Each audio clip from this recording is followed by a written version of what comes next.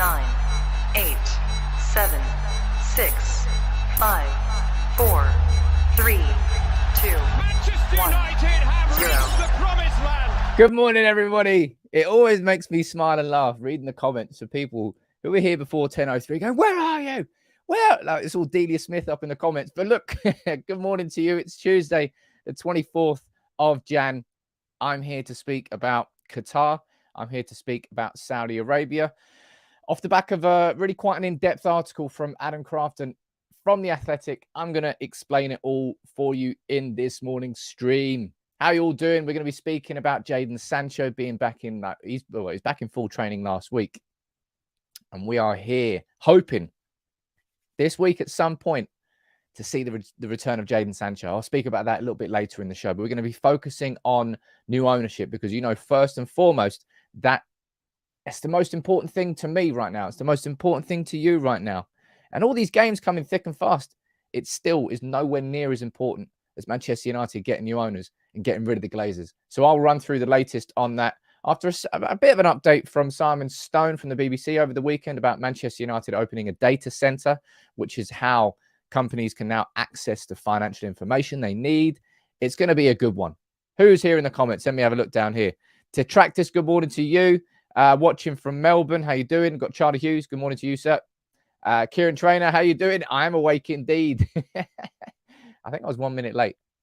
Well, everyone knows here. Everyone who's an OG of the channel will know I'm always here at 10:03. Sometimes I'm here a little bit earlier, but I keep it normally 10:03. Klein, Bully, good morning to you. Daniel, Ian, Adeo, Malps, Tony K, Dudley, Carl Perkins, Stuart Foster, Gungshi, how you doing, buddy? Daisy, Greg, John, CJ Shooter, Julie, Josh, Matt, Keith, Robert, Sar. You think I'm just randomly saying names? I'm not. I'm just saying names of all the members down here. Who's on Facebook? Debbie Hins, good morning to you.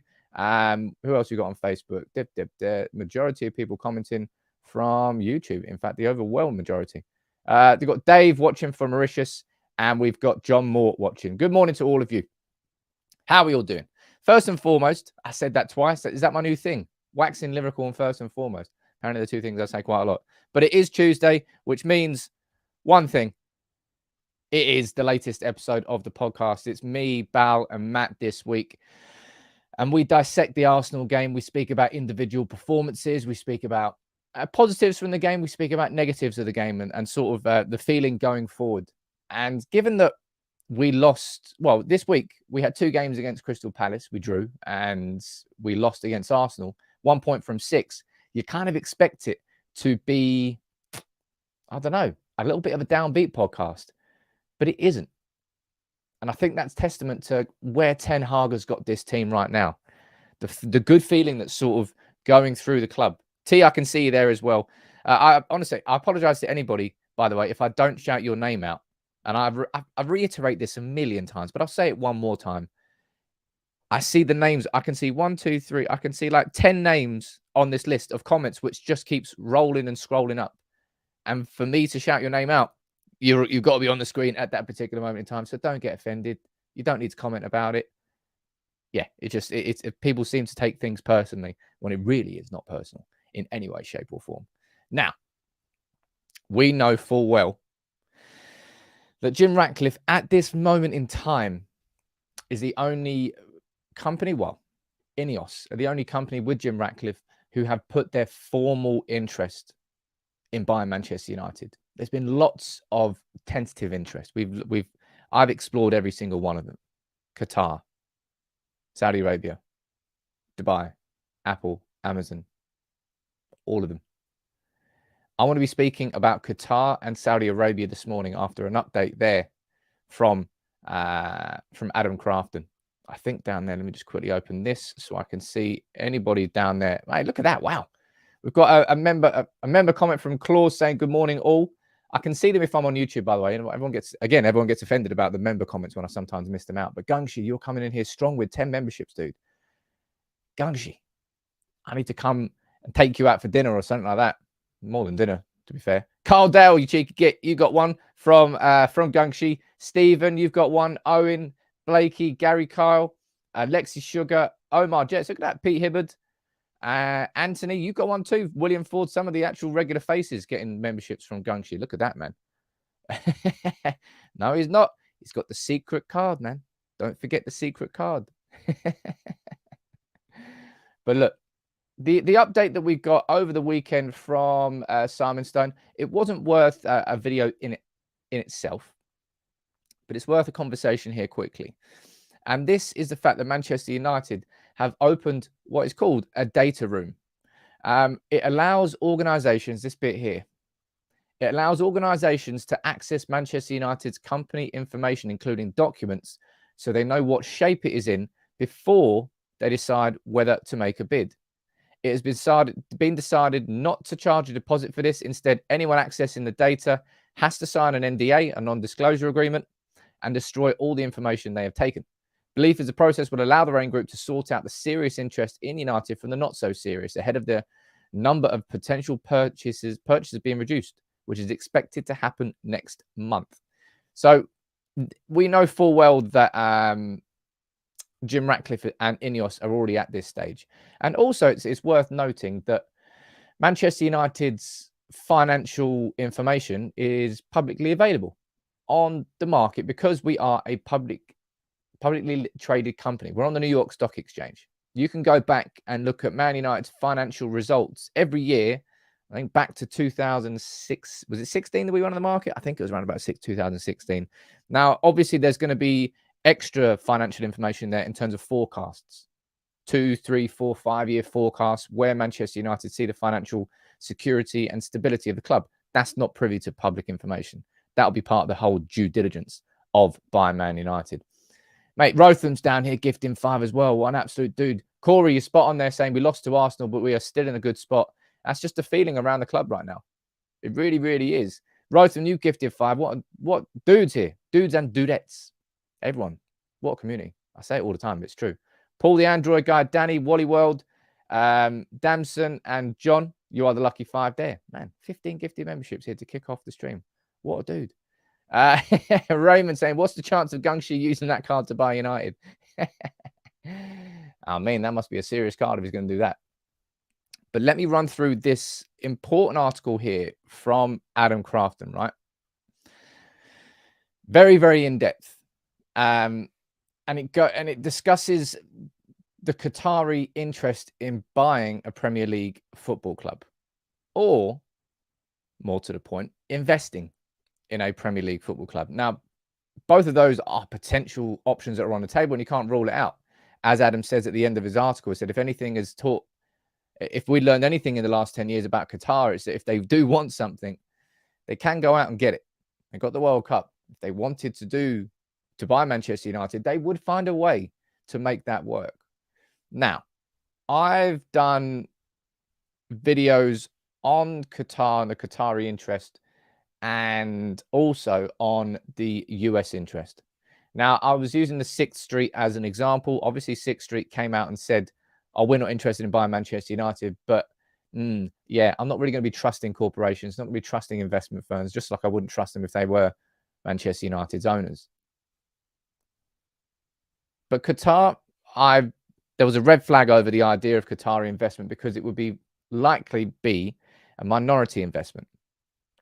So let's read through this point here and what Adam Crafton has had to say about Qatar. And interestingly, there's a snippet about Saudi Arabia, which you can see in the title, which I will run through. But let's run through this, okay? And this is about Qatar's interest in buying Tottenham. And you'll see here, on the agenda was a possible minority investment into Tottenham, with percentages up to 15% initially on the table, because Nasser Al-Khelaifi, is it Khelaifi? I think it is. Obviously, the director of Qatar Sports Investment and the director of PSG, he is the face behind it all. He is the man on the thumbnail. Up to 15%. Interestingly, down there, look, saying that would not give QSI a 2/3 stake, and Al-Khelaifi would not be a director. And that's what would conflict with UEFA regulations, because there is a hypothetical chance here, purely hypothetical, that if Qatar was to buy Manchester United or was to buy Spurs in its entirety, that would directly clash with UEFA's rules and regulations that two clubs can't be owned by the same people, and that those two clubs could therefore not play in the same competitions. aka the Champions League, unless there's a structure in place. And they got clever about it. And that's what Adam goes on to sort of discuss in detail. But let's go in to discuss this point where Qatar comes on to Manchester United. This is not to say the Spurs' interest is not to say Qatar's eyes are fixed only on one objective. Sources close to KSI who asked not to be named when relaying private conversations have confirmed to The Athletic that there is interest in Manchester United. So the sources that Adam has out in Qatar for this article, for the research, are saying that there is interest from Qatar in Manchester United. And I covered that whole breaking story when it was out, and I said my main concern about that concept is that the last thing that literally the worst case scenario for Manchester United. Did I say KSI? I meant QSI. That's funny. I mean, KSI, yeah, he's got another. He's got the money. But QSI, probably not KSI. And my concerns around the minority investment, right? This is what is spoken about a little bit hit down here. To buy United outright early this year, the preference of the Rain Group, which is overseeing the sale, would require QSI to cash in on PSG, and that seems unlikely. The alternative, as I said down there, is that the Sovereign Wealth Fund dreams up that creative structure that would mean that according to UEFA's rules, it will be all right. But going down here, indeed, the advice it received in some quarters initially is that United's owners did not want to sell a minority stake before later it was even suggested that United's owners may be fishing to assess interest in the market rather than being wholly set on a sale. Now, this is a fear that so many of you have had since day one. I think it was a fear I kind of dismissed a little bit. I have to, if I can remember correctly, I was like, nah, there's absolutely no way that the Glazers are doing that. They have to sell because of the investment X, Y, Z. Simply because I think the reason I was so confident in saying that is because the Glazers are such crap businessmen, like really, really bad businessmen. They may have made an absolute ton of money on Manchester United, but that is not because they are fantastic businessmen. Malcolm Glazer bought the club at the right time. Ed Woodward helped with the growth of the commercial side of things because he instigated a regional sponsorship model on top of the global sponsorship model, which I think now every football club around the world follows. That's why, and also just the inflation of football clubs and values in general. They're not good businessmen. So for the life of me, I was like, why on earth would anybody give the Glazers billions and then not have control of that money? It didn't make any sense. And it still kind of doesn't make any sense. The idea of minority investment is like, you just do it yourself. It's a bit weird. But going further down here, The Athletic previously reported about us, but don't need to speak about that. Look, for now, Qatar has a watching brief on Manchester United, but it was described to The Athletic as an evolving situation. So while I might be entirely dismissive, I might be completely dismissive of Qatari interest in buying Manchester United, I don't think I can unequivocally rule it out. It seems too complicated for me. It seems too complicated for me because they own PSG, because that's where their money is. I mean, they've invested like $1.5 billion, I think, so far since they bought PSG. And UEFA's rules restrict an owner from owning two different clubs in the same competition. But it's that second part there on Saudi Arabia, which I think is a very interesting conversation to have. So if Qatar is an evolving situation, it may well never evolve. But Qatar are expecting a consortium to emerge from Saudi Arabia, despite the Public Investment Fund already owning Newcastle United. Now, I don't want to. I've already got into conversations, and I've had conversations about the moral and human implications of anything to do with ownership from Dubai, from Saudi, from Qatar. I want to try and just focus in this particular show, because otherwise you just get... you can't ignore the conversation at any point. You really can't, which makes it so difficult to discuss and speak about. But there's absolutely no doubt that Saudi Arabia cannot be ruled out. Right? Let me go down there. I think someone else is feeling generous this morning. It's JVD. I'm Luke, I'm 5, and my dad's Bruce Lee. What a tune. It's not, obviously it's not JVD, it's JCB, but same thing. Gabor, Stuart, Al, Real, and Edward, you are the lucky 5. JVD, man, one absolute don. Thank you very much. And you're saying UEFA are irrelevant if the Champions League lose out to the Super League. No, you can't say it's never going to happen. But the Super League, at every single point where they've attempted to break through, has been quashed, has been shut down. It was at the European Court ruled that UEFA didn't have a monopoly on competitions, and therefore, I can't remember what it was, but they got shut down in the second reiteration. But Saudi Arabia, you know full well what Saudi Arabia's sports minister has already said. This was back in November. This was back pretty soon after the statement came out from Manchester United that we were looking for strategic investment opportunities. Matry, you're saying, how can they own 2 clubs? Oh, that's the wrong one. How can they own 2 clubs in the same league? Don't they already own Newcastle? Well, that is what this word, that's why this word is important, Matry, because you're right. The Public Investment Fund, Saudi Arabia, owns Newcastle United.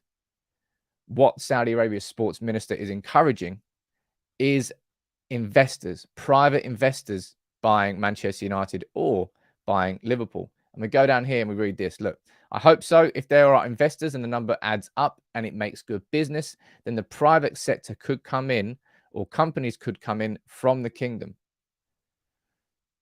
So Saudi Arabia's sports minister has already gone on record to say, yeah, man, if there are private investors in Saudi who are willing to buy Manchester United, then we, as Saudi Arabia, would back that. Now, you know full well, I mean, you don't know, because I've tried to learn about it as well, about the whole economic and political structure of Saudi Arabia. Effectively, because of the control that Mohammed bin Salman has inside that country, any of the private investors are all kind of underneath his wing anyway. So while it might be a private separate investor, effectively it would still be Saudi Arabia and the Public Investment Fund owning Manchester United. But I just found that part particularly interesting in this article from Adam Crafton, is that Qatar, Qatar are watching Manchester United, as it's said there, it's an evolving situation. Qatar have an interest in buying Manchester United, whether that's on a minority stake or a majority stake.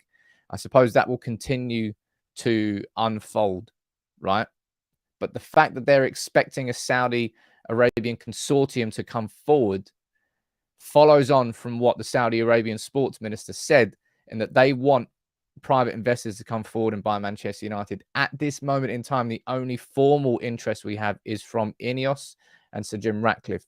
6th Street reports from, I think it was Sam Wallace and was it Tom Morgan from the Telegraph, saying that 6th Street were also putting their name formally into the hat.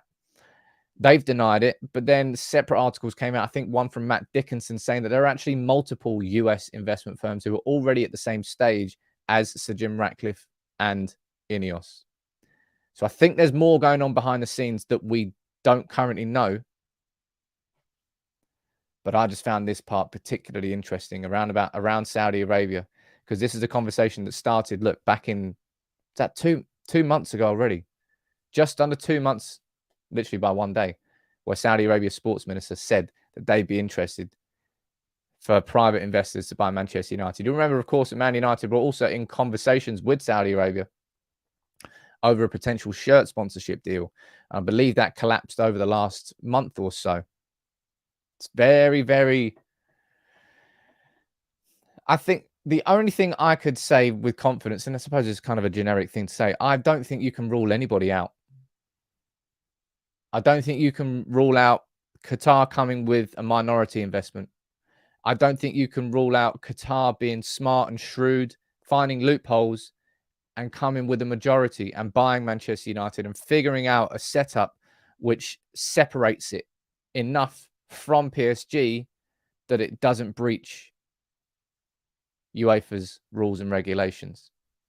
You certainly can't rule out Dubai, and I've covered that. It's mad. It's mad. John, with a question. I'm going to read a few of your questions out down here. I think it's all important to get your opinions on this topic. Does a new owner mean appointment of new boards? John, you would absolutely expect that to be the case. I've got absolutely no idea. The one change that's happened at Manchester United this week is Tom Keane has left. Tom Keane was brought in the summer on a temporary basis. Kind of stayed a little bit longer. He was brought in to replace Matt Judge. You would fully expect big changes in Manchester United's board. And we've spoken about this in the comments quite a lot as a community. As much as the new owners are important, yeah, it is important that we get the new owners in. Equally as important, and arguably more important, is that whoever those new owners are, they bring the right people in to run Manchester United on a day-to-day basis. Because the new owners will not run this club on a day-to-day basis. They will obviously be the overseer, the people who tick off on investments and everything that was going on. But we need the right people in the board on a day-to-day basis. They're the people who are really going to drive the progress of our football club. So regardless of who the new owners are, we have to make sure we get that correct. Peter, you're saying February is going to be an exciting month for the first time ever. Yeah, February is normally it's kind of a bit of a stuck in between month. Well, January is always pretty shit anyway. We've got the January transfer window. February, well, I think it will be a big month. It will definitely be a big month. Of course, we've got the Barcelona games in there too. We've got League Cup semi. It's cranking up. I'm going to keep reading a few of your comments. Ronald, you're saying, what's the poll today? I don't know, but I think I'm just going to go down and read a few of your comments out. I think it's really important on this one. I think Sir Jim Ratcliffe would be the best option. Keith says that. We've spoken about Jim quite a lot. I think he would be what I class as the Disney owner, the perfect owner. In fact, why don't we just do this? If we're having conversations about the owners, why don't we do it? Your choice of new owner. I'll do 4 options. Let's go for Dubai. Go for who we got for Ineos. Let's go Saudi Arabia. Let's go Qatar. If I'm just sticking to the Middle East, and I'm sticking to the fact that we know that Jim Ratcliffe and Ineos have come forward, there's 4 options there: Dubai, Ineos, Saudi Arabia, or Qatar. Now, this isn't just going to be a total poll because I can't get all the options on the poll. Again, I say it every day. I apologize to everyone watching on Facebook. Can only do the polls directly on YouTube. Daniel saying I want Apple, but I guess it's going to be Qatar. It's Qatar is the QIA as well, Qatar Investment Authority. I apologize, mate. I tell you what, it is hella confusing covering all of this and trying to figure out, because I think in Dubai there's 2 different investment, obviously, because all these Middle Eastern countries, I think Qatar with gas, Saudi Arabia with oil, Dubai is more about tourism. That's kind of, they're less reliant on natural resources than other Middle Eastern Emirates. It's very confusing trying to understand all the people who are in control of it, who's in control of it, and what's the ruling fair. I'm still trying to get my head around all of it. What do you think of Red Bull's new owners? Nah, I mean, that's never going to happen. That multi-club concept is something that, wow, it's just the way football's gone. That City group, how many clubs they got now? They got like 10 clubs, something like that. Red Bull have obviously got it with Leipzig, with Salzburg, and they've probably got other ones as well. Declan, you're saying that Dubai could bring us back. Sir Jim and Beckham going to get... I wouldn't be surprised to see Beckham at some point as part of a consortium. He's obviously got massive links to Dubai. No, sorry, massive links to Qatar, the ambassador for the World Cup. There's every chance that could happen. Tylee saying, which new owners would you think is more likely to go for the Super League? I suppose they would all be equally as interested in it. I don't think there would be any that would probably say Jim Ratcliffe and Ineos would be ones that morally maybe stood against it. I just hope that Super League never fucking comes, man. I really, really do. I really, really do. And you're saying Sir Jim is the most palatable option, not the best option. There is a big difference. I think the reason people was saying that about Ineos and the idea that there might not be the best option is purely around how much money have you got? How much dough have you got? How much can you spend on United? That ultimately is the main decider for I'm not saying all people, but for a lot of United fans, that's the big decider as to who the best owners would be, who is going to be most willing to come in and spend. And for a lot of people looking at Ineos as a business and looking at Manchester United as an investment, that's where they have concerns about Ineos. And also as well, by the way, which I have covered in a in-depth 20-minute video on his ownership of Nice and the questions and concerns that there are around that, because it hasn't been plain sailing. Nice haven't just rocketed to the moon since Jim Ratcliffe and Ineos invested in that club. There are concerns, obviously, about Jim Ratcliffe appointing his brother as CEO. The Dave Brailsford thing was a bit weird. I think bringing him in as director of football, didn't really know what to do. It's not been perfect by any stretch of the imagination at Nice, and people do have concerns about that. Let me go down here. I'm going to read your your early poll results. 473 votes so far. 40% of you want Ineos.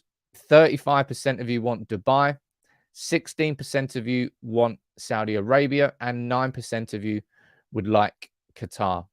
So currently Dubai and Ineos leading the poll. And my gut instinct would tell me that Dubai is the most likely to put forward a bid to buy Manchester United in its entirety out of the three. Because of the position of Dubai, because of the compared to Saudi and Qatar. But you just can't rule anything out. I would love to be able to confidently predict with you here as a community what's going to happen in the next few weeks. I've honestly got absolutely no idea.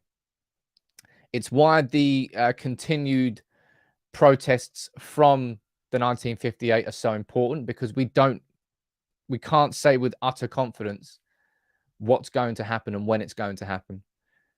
And it might reach a point where Qatar come in and say, look, we're willing to buy 30% of Manchester United to put in 3-4 billion and for the Glazers to retain ownership. That could happen. That could happen. Al Mac, you're down here saying, why is there no interest from Asia? I've covered that interest, but there hasn't been anything formalized as of yet. MJP kind of saying what I was saying there. I think for a lot of fans, it is going to be about who can invest the most into Manchester United. Ineos and Dubai linking up for a joint bid. This is what I mean. You can't rule anything out. You can't rule out any interest or any bid from Ineos, Dubai, or Saudi or Qatar, or the fact that maybe Ineos could link up with Dubai, working together as a consortium with Jim Ratcliffe and Ineos sort of fronting it, whilst also being supported and funded partly by Dubai. It's such a mad time. It really is. I've covered it in as much detail as I can, and more details keep coming out. But this important update here today, as I said, is off the back of this article from Adam Crafton. A really, really in-depth look at Qatar and their interest in buying a Premier League club. And it's this snippet down here. Qatar is interested in buying Manchester United. Let's go up here. Right there. Sources close to QSI, not KSI, confirmed that there is interest from Qatar in buying Manchester United. And also that snippet there, that Qatar, whilst having an interest in buying Manchester United, expect a Saudi Arabian consortium to come forward to put in a bid to buy Manchester United. Because as we know, because the Public Investment Fund owns Newcastle, they can't own Manchester United, but private investors can. And that's something that Saudi Arabia's sports minister has directly and openly spoken about. Kuzu, an absolute crazy comment. Why didn't you talk about Martinez's header against Arsenal? I did. And I also did in the podcast, which is out this week, which is out today. Yeah, let me prop this down here. United People's Podcast. Jeez. Omar Jets. Get that Prime sponsor, Sam. I might just go to Wakey Wines. What else are you saying down here? How can Ineos own United when it already owns Nice? Well, it's separate competitions. That's quite simple, really. There's no direct conflict of interest in the leagues, in the competitions that they are currently in. If it ever reached a point where where Nice and Manchester United were both in the Champions League, it would probably be a bit of a problem. Debbie, you're saying a consortium worries you.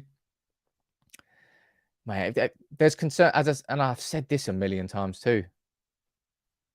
It doesn't matter who this new owner is going to be. There will be no perfect owner. Whoever buys Man United, you will have concerns, problems, issues. It's just the way it's going to go. So whether it's Jim Ratcliffe and Ineos, and that will come with its own concerns. Whether it's Dubai, and that will come with its own concerns. Apple, it will come with concerns. Everyone. But look, let me see what the poll's saying. How many people we've got so far? We've got 700 votes. I love how engaged these polls are. Every day, they're wicked, man. 37%, they switch now. 37% of you would rather Dubai as a new owner. Actually, bang on. 37%. Keep switching 1% at a time. But it's Dubai and Ineos going toe to toe with Saudi Arabia, 17%. That's quite a surprise. And Qatar down there on 11%. I can't wait to see how this continues to develop. And if Qatar's, I suppose their spidey senses are correct, then maybe we're going to be seeing a Saudi Arabian consortium coming forward. Wild few weeks ahead. I keep saying this. I really, really do. I keep saying this. We've got some wild times ahead as United fans, man.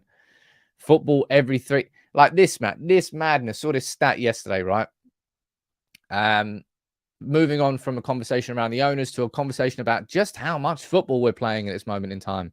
Look at this. Man United have played 8 games in the last 27 days. It's a game every 3.4 days. They'll now have a 3-day break before playing a confirmed run of 10 games in 32 days. That's 18 games in 59 days.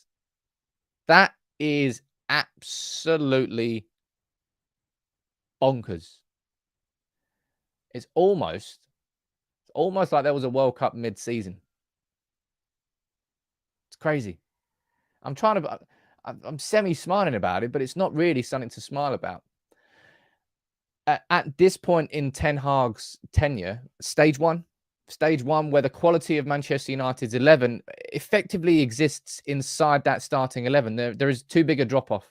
Matt made a really good comparison. We were speaking about it on the podcast this week. What? Plug in the podcast.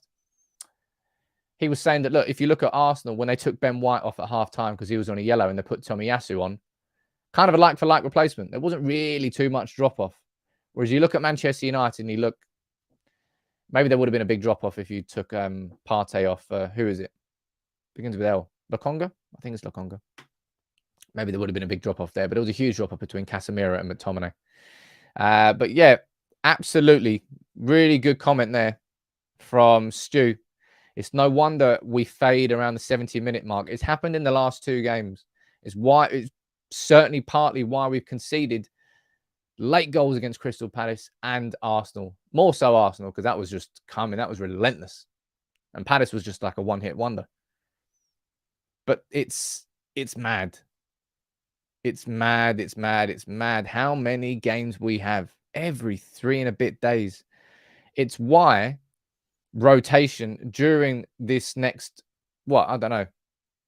We've got Forest tomorrow night. My starting 11 video will be going out at lunchtime today before the press conference at 12:30.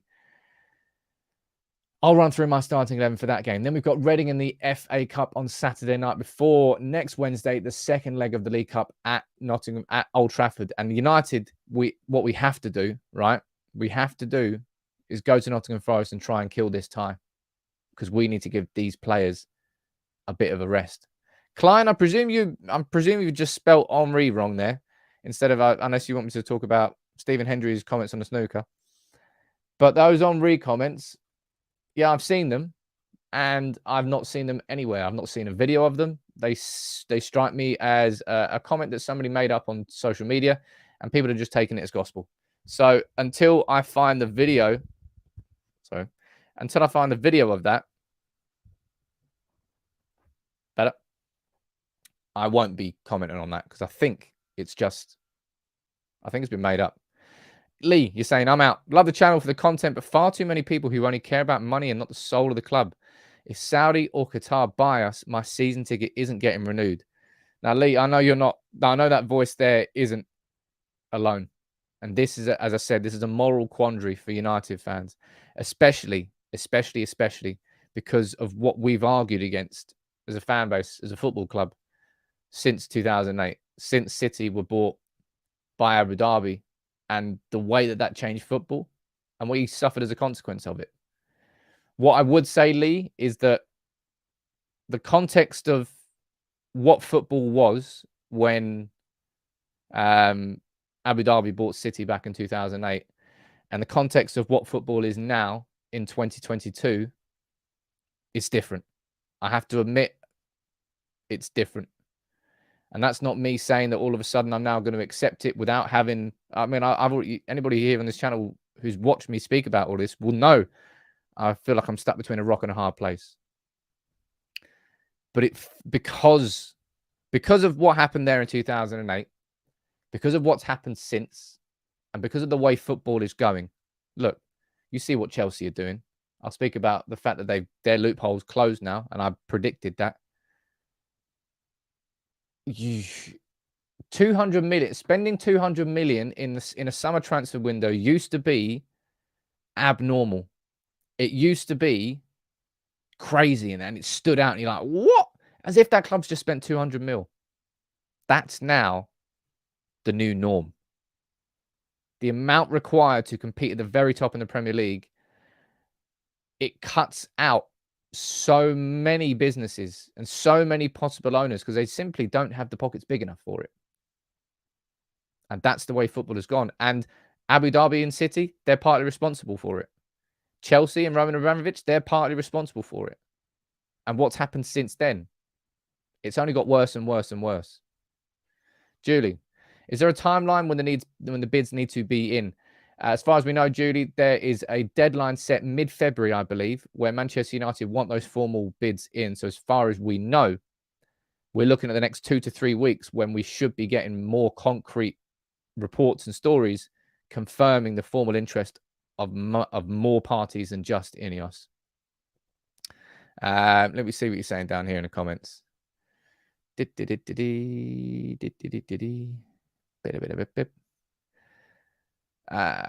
you're saying I'd like to see the Man United supporters trust have a say who is suitable for the club. I mean, that must have already done the open letter. Let's be completely honest. Good luck telling a billionaire how to spend his money. That's one thing I would say. Billionaires are billionaires because they're assholes. Billionaires are billionaires because they do what they want. Now, you're right in the fact that we should have Gary Neville's gone to say there should be a manifesto of saying, right, these are the things that new owners have to sort of not agree to, but these are the principles that we would like you to follow. And we can do that. We can say what we would like them to do, but ultimately they'll do what they damn well please. We protested before the Glazers took over, and they still took over. What else are we saying down here in the comments?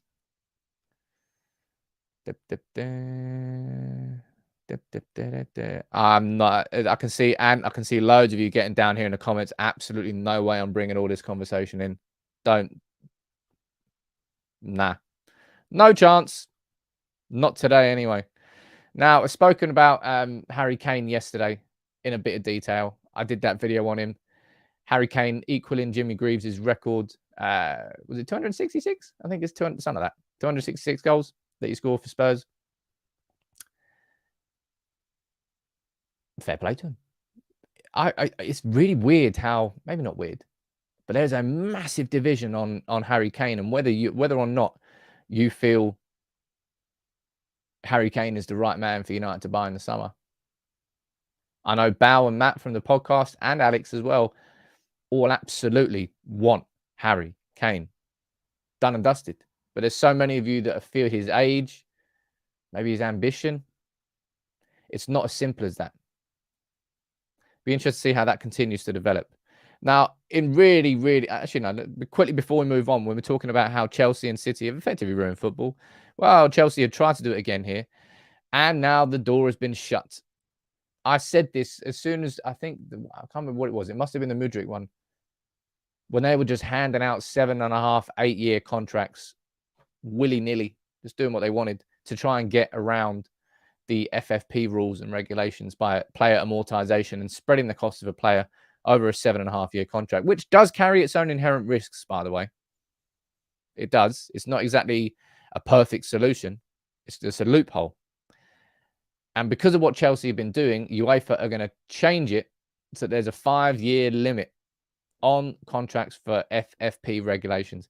I said this at the time. I said I sort of expect that UEFA, FFP, that these rules, these loopholes are going to be closed. And lo and behold, less than 48 hours later, it's here and it's done. I don't think I'm jealous of what Chelsea have done. I think it's bonkers what they're doing, handing out 7.5, 8-year contracts to people. Remember when, who was it? I think it was Newcastle giving Alan Pardew like an 8-year contract. Newcastle, Alan Pardew contract. I think it was like 8 years. Let's have a look. 8 years. It was 8 years. Do you remember when this happened? Look at that. That made me old. I remembered that. Let's pull this up on screen.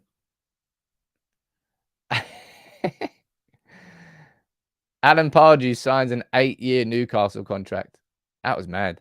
Hey, geez, imagine that. Some changed in fortunes for Newcastle since then.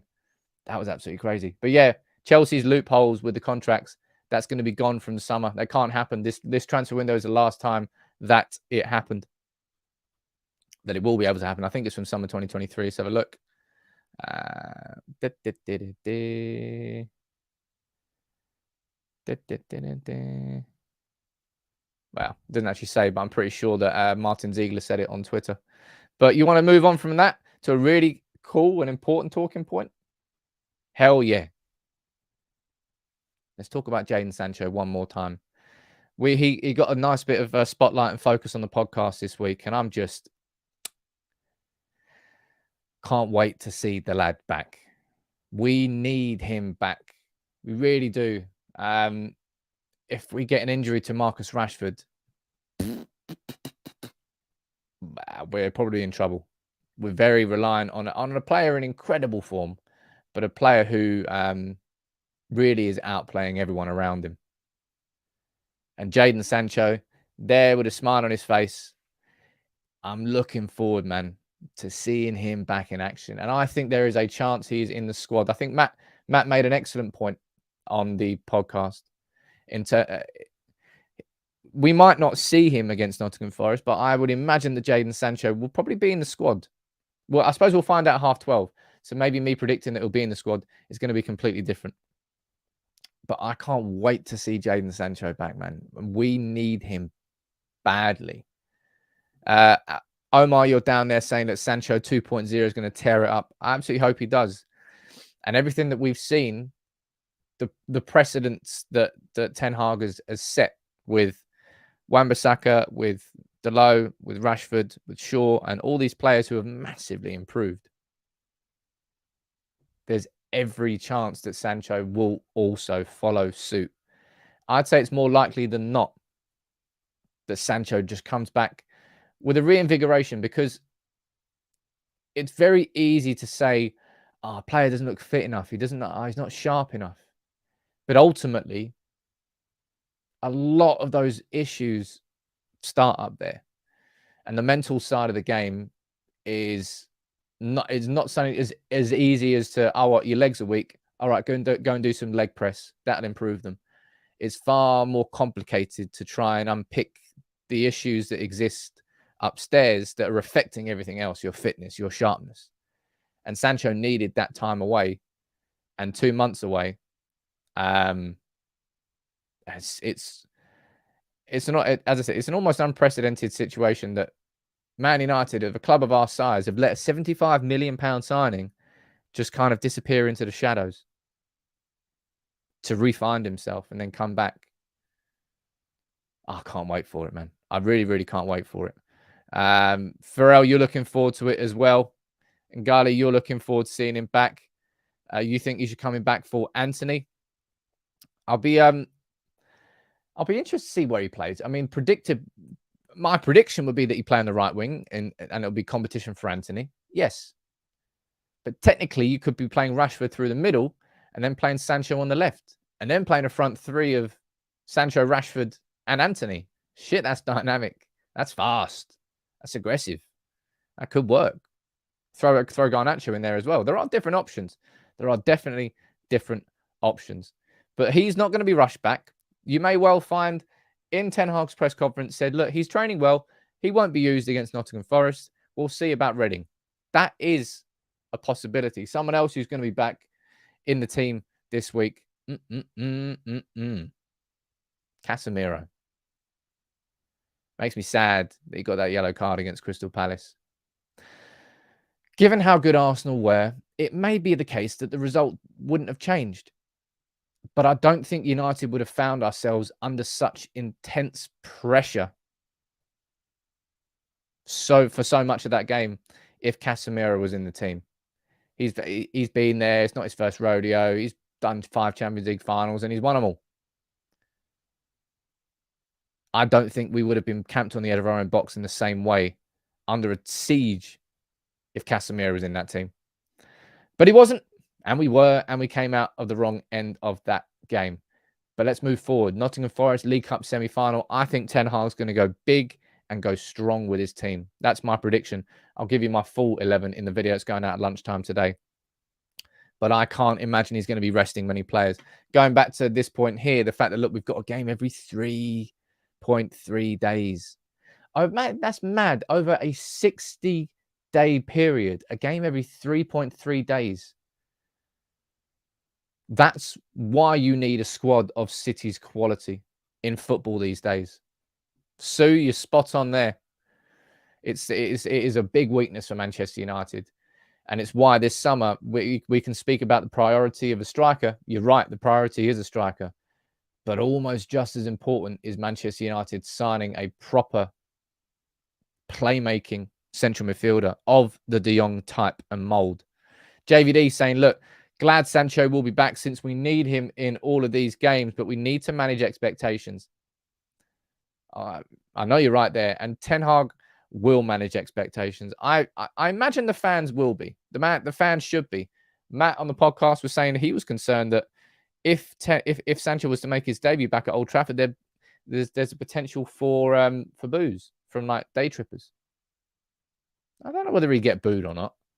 But maybe it would be a safer environment away from home with the away support. And you know what away fans are like. If you've ever had the privilege of going to watch United away from home, it is an entirely different and wonderful experience. Mainly because you're absolutely wasted. Well, that's my own big problem. Jay Selch saying, thanks for the great content. Well, thanks for the super chat, dude. And thanks for the community. I'll say one more time quickly. We've got 1,500 people watching right now. If you would, there's 1,000 of you. Can you just drop a like on the video for the community? It will really help the community. Look at that down there. Jay on cue. What a dude. Jay. JR, man? Yeah. Gifting 5 memberships, mate. You gifting 50 last week was, I think it was last week, was insane. Damilare, Glenn, Matt Rogerson, Carl Perkins, look at that. And Khalil, you've been gifted memberships, all of you. How's the poll doing? We've got 1,200 votes on the poll. So cool, man. Dubai with 37% and Ineos with 34%, both the 2 leading options. So as it stands, you as a community today, the majority are just the majority are going for Dubai.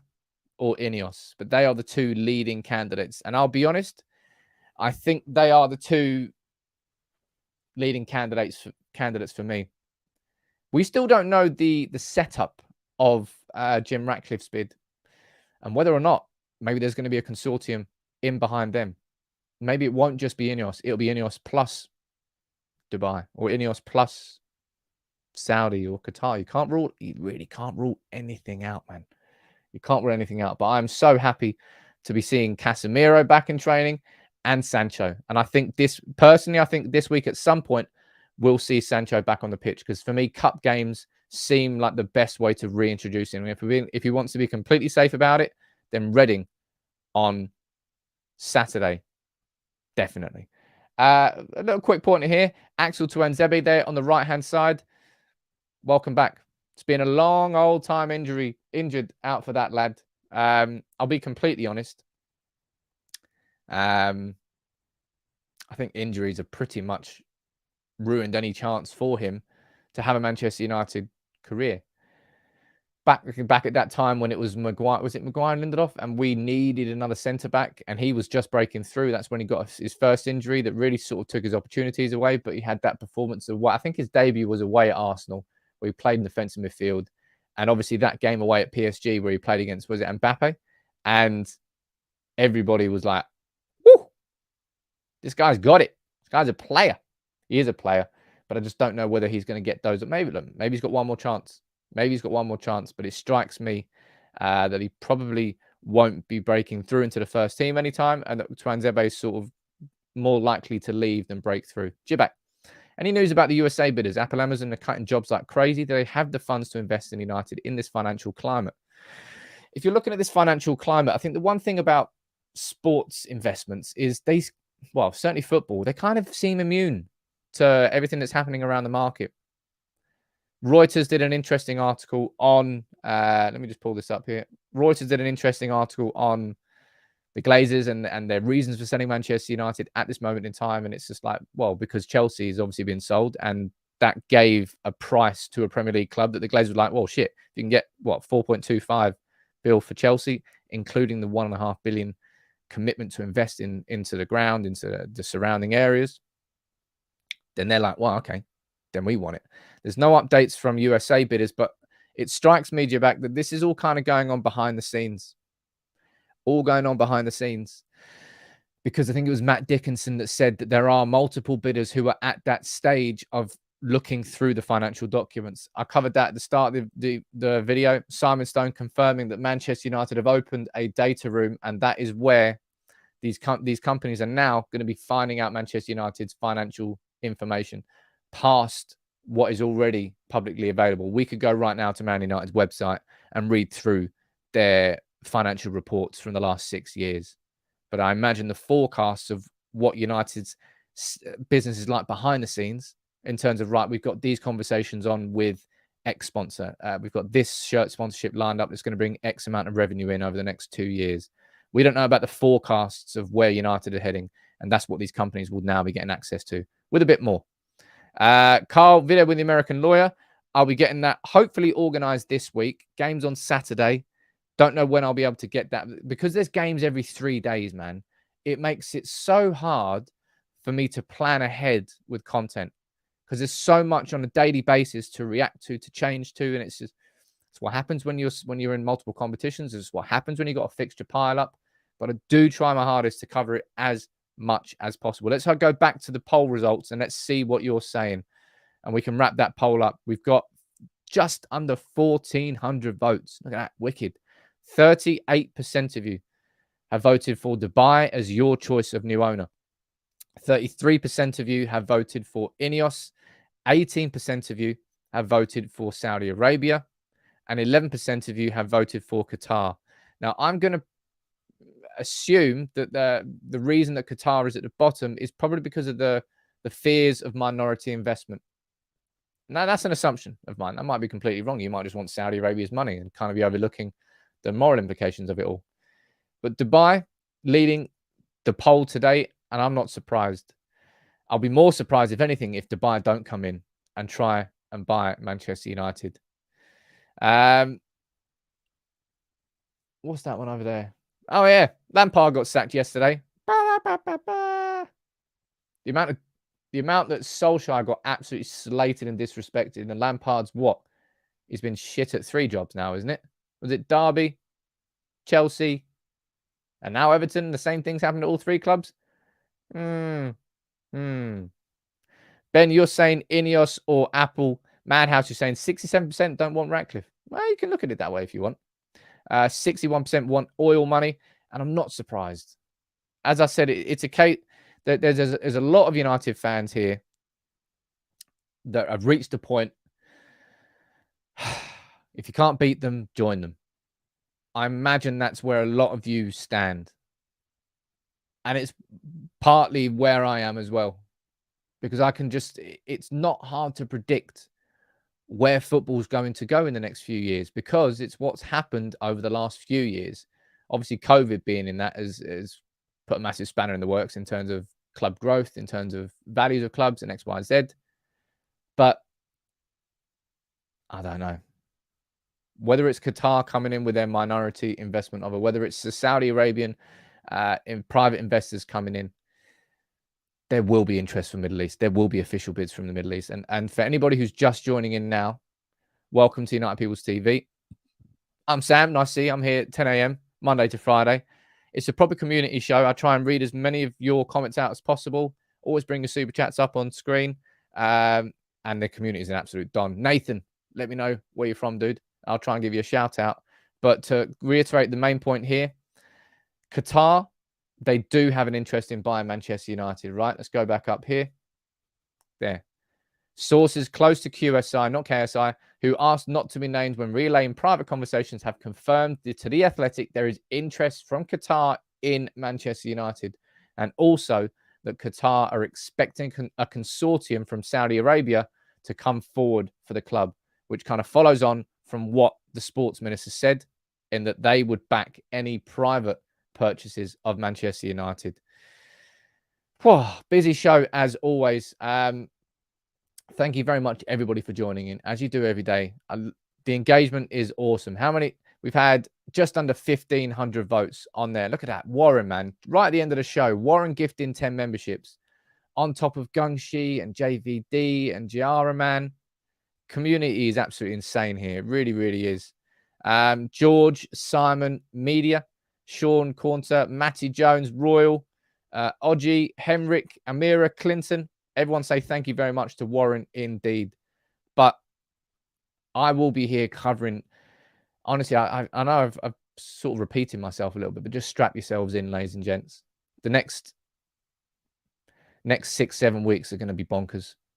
Not just from a footballing perspective, but we do have from a footballing perspective. We're 3 games away from Ten Hag winning a trophy. Could happen in February with the League Cup. Nottingham Forest to get through first. But we're going to be getting new owners. It's going to be mad. Great comment there from Gamer. Warren G is indeed regulating. Who's Nate Dogg then? We need a Nate Dogg up in here. RIP Nate Dogg. I love Nate Dogg. Nate Dogg's album, by the way, underrated. Music and Me. If you like rap, you never listened to Nate Dogg's individual solo album. Whoa! Musically, unrivaled. There's still not another Nate Dogg. Bit of a random thing to end the stream on, but thank you all for joining in. I've got some new masks coming, by the way. So happy Ten Hag, even though he's happy after losing to Arsenal and drawing at Palace. There's some new faces to go in there. Don't you worry about that. Thank you all for tuning in. Make sure you drop a like on the video. I'll be here at lunchtime today in less than an hour with my starting 11 video. And then tomorrow we play Forest. Another game every 3 days.